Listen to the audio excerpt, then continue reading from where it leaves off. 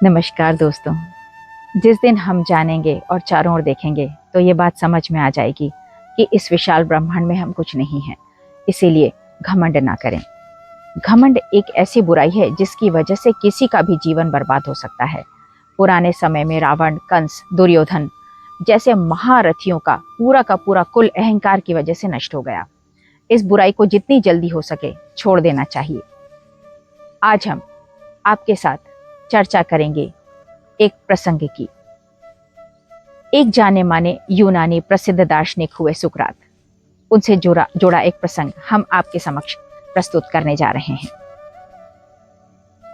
एक कथा के अनुसार एथेंस नामक जगह में सुकरात अपने शिष्यों को उपदेश कर रहे थे।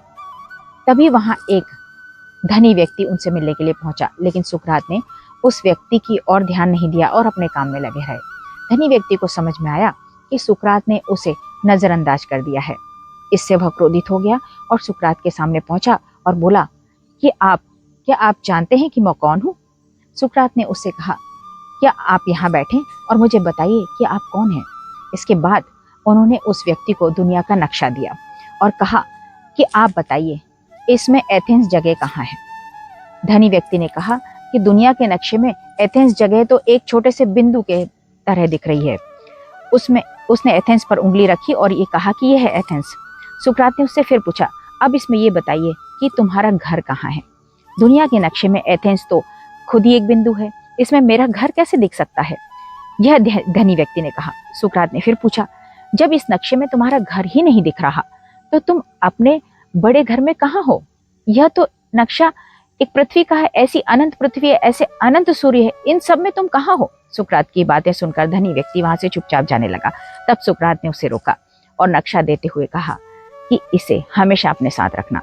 जब तुम्हें अपने धन का अहंकार होने लगे तब इसे देख लेना, तुम्हारा घमंड दूर हो जाएगा।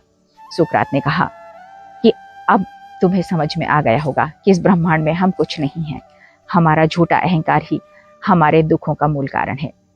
इसे जितनी जल्दी छोड़ देंगे उतना ज्यादा अच्छा रहेगा। जिस दिन हम इस ब्रह्मांड को जानेंगे, चारों ओर देखेंगे तो समझ जाएंगे कि इस सृष्टि में हमारे जैसे असंख्यों जीव हैं। इसीलिए कभी भी अपने धन और पद का घमंड ना करें।